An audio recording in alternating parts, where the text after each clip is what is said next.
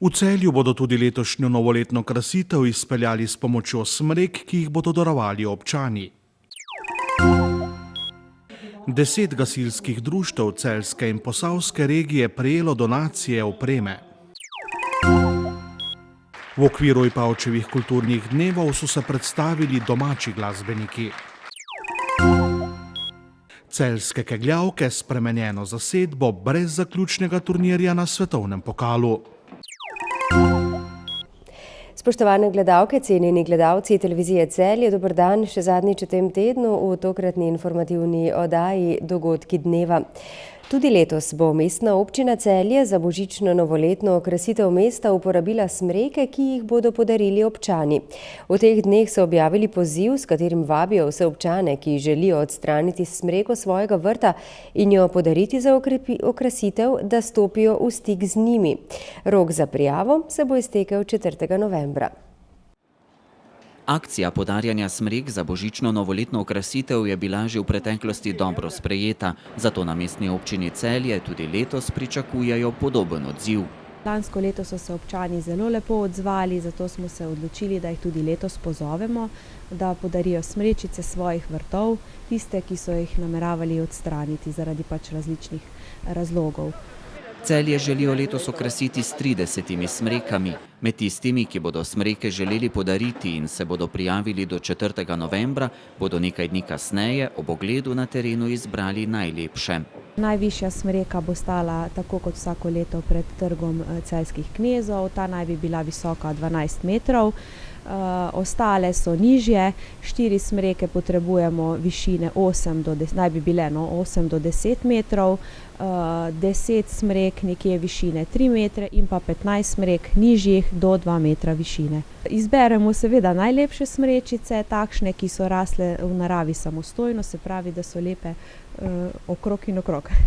Prvi interesenti so se že prijavili, nekaj naslovov je občini ostalo še od lani, veseli pa bodo še kakšne prijave. Podiranje višjih smrek, to je strošek za lastnika, tako da če jo podarijo občini, potem sami z odstranitvijo te smreke nimajo stroška. Za nas je pa tudi bolj ugodno oziroma smo veseli, da lahko dobimo smreko in postavimo v mestno jedro smreko takšno, ki so jo občani tako ali tako želeli podreti, da ima na svojem zaključku nek lep pomen, da ne sekamo zdravih v gozdu. Slab mesec časa imajo torej tisti, ki bi smreke želeli podariti, saj jih bo potem potrebno še odstraniti in do začetka božično-novoletne okrasitve mesta prepeljati na njihove praznične lokacije. Smrečice morajo biti postavljene v tednu po 20. novembru, ker je 27. novembra prva adventna nedelja, takrat bo tudi prižig luči. Tisti, ki bi smreko želeli podariti, lahko pokličejo v tajništvo oddelka za okolje in prostor mestne občine Celje na številko 426 56 00. V okviru velike dobrodelne akcije Za življenje gre pa so 10 prostovoljnim gasilskim društvom celjske in posavske regije podelili donacijo gasilske opreme. Akcija poteka pod okriljem podjetja Tuš, ki mu je uspelo združiti dobavitelje in kupce, ki od septembra dalje z nakupom posebej označenih izdelkov v trgovinah Tuš sodelujejo pri zbiranju denarja za nakup gasilske opreme. V Tušu spoštujejo slovenske gasilce, zato so prizadevanja za njihovo dobro delovanje nadgradili in to jesen pripravili veliko dobrodelno akcijo Za življenje gre, v okviru katere združujejo dobavitelje in kupce. Pomeni, da uresničujemo zastavljeno strategijo, ki jo imamo. Eden od strateških stebrov je tudi ta, da delujemo lokalno, da vračamo nazaj skupnosti, v kateri živimo. Projekt, kot je Pričarajmo na smeh, ki ga imamo vsako leto, ko peljemo 500 otrok na morje, je en dokaz, da to delamo že 13 let in tudi tak projekt, kot je tale Za življenje gre, potrjuje to našo strategijo, da smo dejavni, da delamo za naše ljudi, konec koncev smo slovenski trgovec in je to v našem DNA-ju. Skupina Tuš je s to akcijo doživela odličen odziv, tako kupcev kot dobaviteljev. Ko se gremo v Tušu take projekte, bom rekel, da ni tako težko zbrati nakup ljudi, ki so želeli pomagati.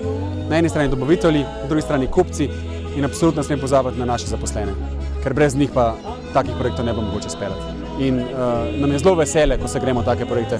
Posebej, ko vidiš gasilska društva, kako so zadovoljni, srečni, da bodo lahko imeli opremo, ki je nova, da bodo lahko kvalitetno in dobro opravljali svoje delo. Gasilci s svojim delovanjem ponazarjajo sodelovanje, nesebično pomoč in solidarnost, zato jih v Tušu izjemno cenijo. In kaj omenjena donacija pomeni gasilcem? Ja, prav gotovo nam tam dogodek pomeni zelo veliko. Prvič je določeno društvo dobilo določeno opremo, predvsem specifično opremo za reševanje na vodi in iz vode. Kar je pa drugo, smo pa za tem dogodkom naredili spet eno veliko promocijo gasilstva, da nas ljudje spoznajo tudi takrat, ko ne potrebujejo naše pomoči. In kako lahko pomagamo tudi mi? Kupci lahko z nakupom posebej označenih izdelkov v trgovinah in franšizah Tuš tudi sami pomagajo pri nakupu prepotrebne opreme za prostovoljna gasilska društva. Celotna akcija poteka do konca novembra, ko bomo izvedli tudi še 2 predaji donacije.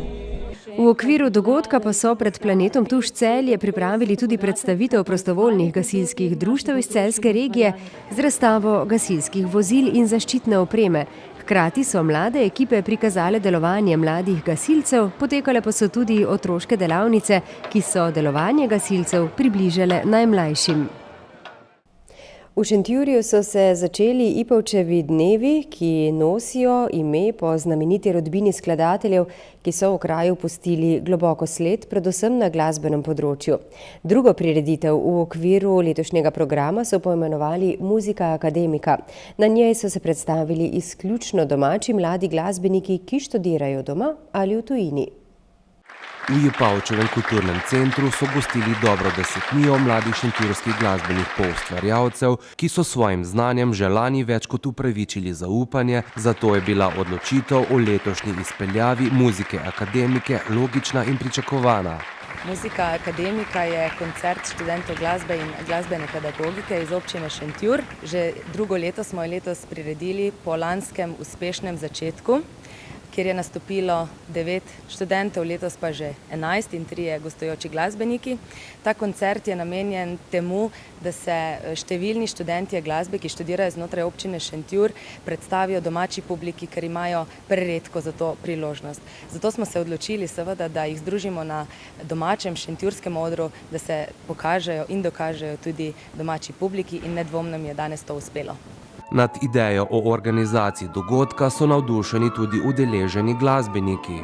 Torej, kot študent kontrabasa se mi zdi ta ideja o Muziki akademiki zelo dobrodošla, predvsem v teh časih, ko je in predvajanje in igranje resne glasbe, nastopanje zelo redko, predvsem v malo manjših krajih, tako kot Šentjur. Zelo sem vesel, da se publika tako lepo odzvala že drugo leto zapored. Sam sem igral tudi lani in tudi lansko leto je bila dvorana polna, tako kot letos. In se mi zdi, da je projekt zelo dobro sprejet in tako med mladimi kot med starejšimi. Pol ducata se jih je ob koncu večera predstavilo kot zasedba Šent Tango, izvedli pa so delo utemeljitelja Tanga Nueva, znamenitega Astorja Piazzole. Naš sogovornik se z igranjem kontrabasa ukvarja 6 let, znanje pa je nabiral v Celju in Ljubljani, od letos pa študira v Celovcu. Njegov razpon sodelovanj sega od jazz do klasičnih in tudi popularnih zasedb. Zadnji 2 leti je tudi dirigent tamburaškega orkestra Petrovi tamburaši. Harmonikar Andraž Frece je trenutno študent 3. letnika na Akademiji za glasbo v Ljubljani, kjer je tudi aktiven član studija za sodobno glasbo. Svoje znanje izpopolnjuje na seminarjih in poletnih šolah pri priznanih harmonikarjih in pedagogih. Kaja Romih je študentka flavte 1. letnika magistrskega študija v Ljubljani. Sodeluje z različnimi komornimi skupinami in orkestri, tudi domačim v Šentjurju.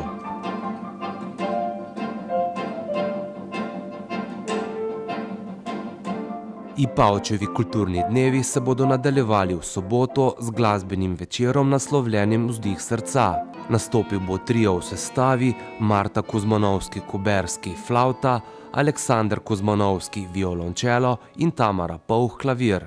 V petek 21. oktobra v galeriji Zgornji trg sledi odprtje slikarske razstave Lepote mojega kraja avtorice Marije Grabar. Za zaključek bo 27. oktobra na sporedu koncert samospevov Benjamina in Josipa Ipavca v izvedbi pevk in pevcev glasbenih šol Slovenije.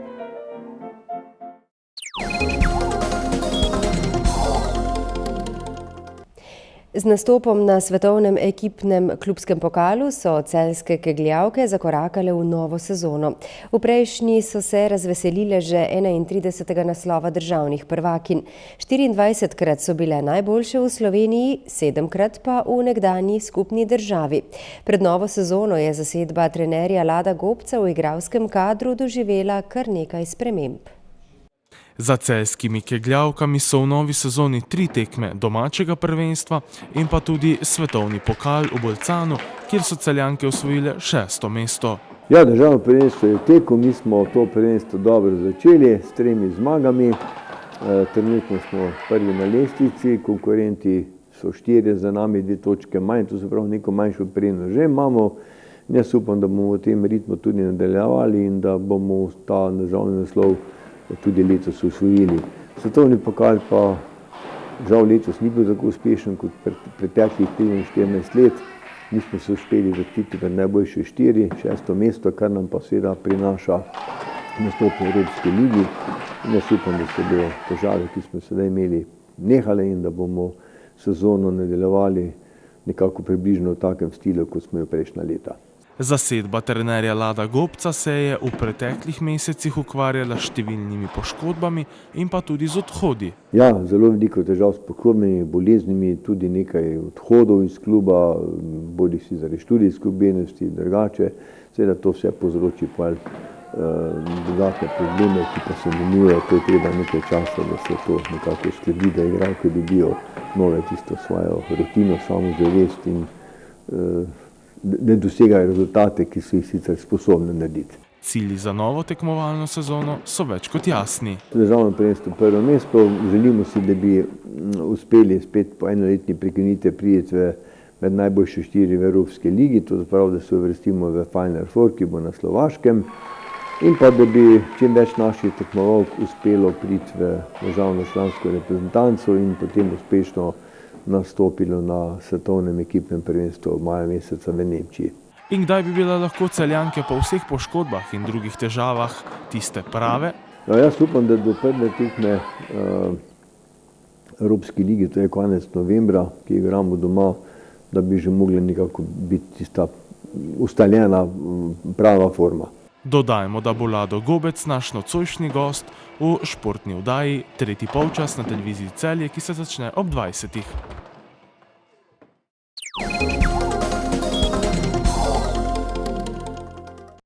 Jutri bo po večini oblačno, padavine, deloma plohe in nevihte bodo zjutraj zajele zahodne kraje in se med dnevom postopno razširile nad večji del Slovenije.